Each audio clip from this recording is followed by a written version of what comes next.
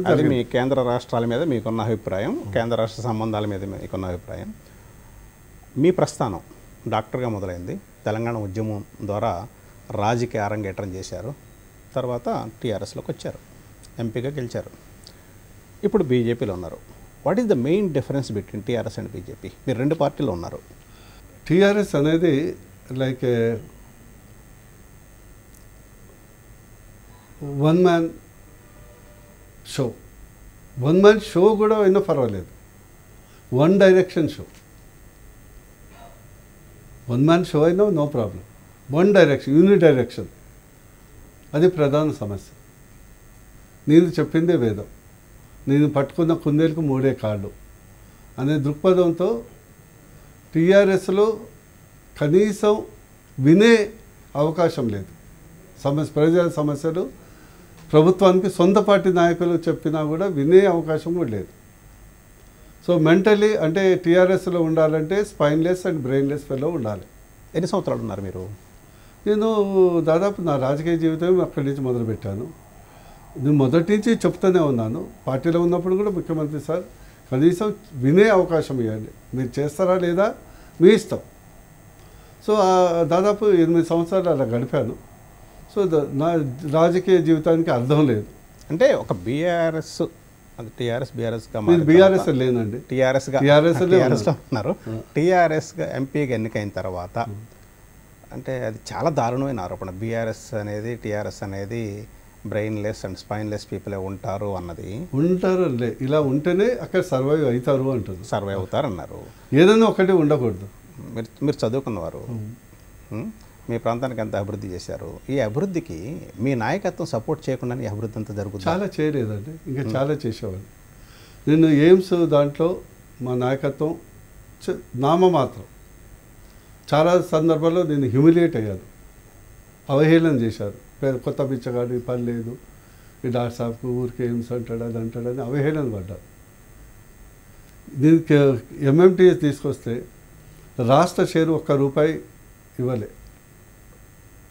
అది అలానే మూలన పడ్డది. బీజేపీకి వచ్చాక మోడీ గారిని విజ్ఞప్తి చేసి మా కిషన్ రెడ్డి గారి ద్వారా 440 crores కేంద్రమే భరించేటట్టు చేశాం.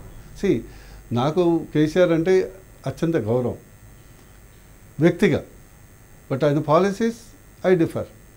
బూర్నర్సే Goud is not a for sake of one post ఏదో ఆయన ఇస్తాడు కదా అని అన్నీ ముడుచుకొని కూర్చొని. అదే మీరు లాస్ట్ మినిట్లో జాయిన్ అయిన కేటగిరీలో లేరు అంతటికు. ఓకే, మీరు 2 సంవత్సరాల ముందే జాయిన్ అయ్యారు.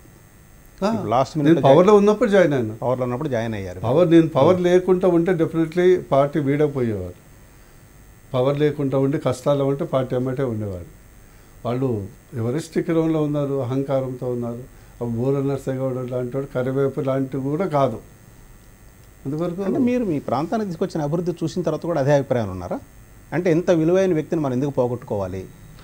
ఒకటేంటంటే విన్నర్స్ కర్స్ అని ఒక ప్రాబ్లం ఉంటుంది, జబ్బు. అంటే ఒకదాన్ని జయించినాక ఒక శాపం జరుగుద్ది అనమాట. నేను ఏది పట్టుకున్నా బంగారం అవుతుందని శాపం ఉంటుంది. ఆ శాపం అనేది కొందరికి తరుగుతుంది. అందులో మా మాజీ ముఖ్యమంత్రి మా కేసీఆర్ గారికి బాగా తగిలింది.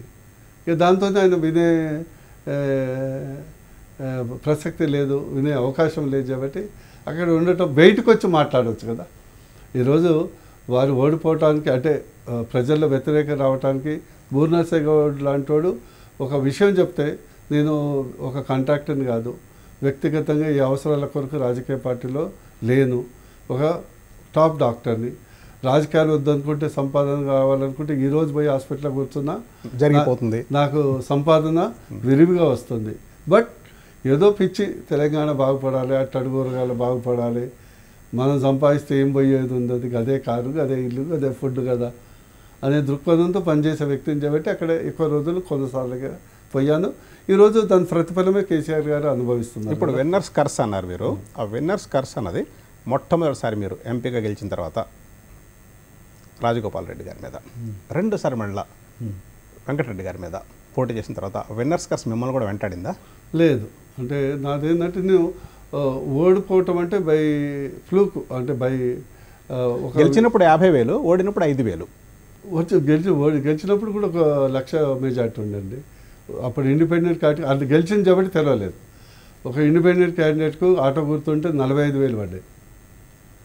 అంటే మా శని ఎట్లా వెంటాడుతుందంటే మన ఒక బుల్డోజర్ గుర్తుకు 29,000 పడ్డాయి. అంటే అది కూడా ఒక కారణం.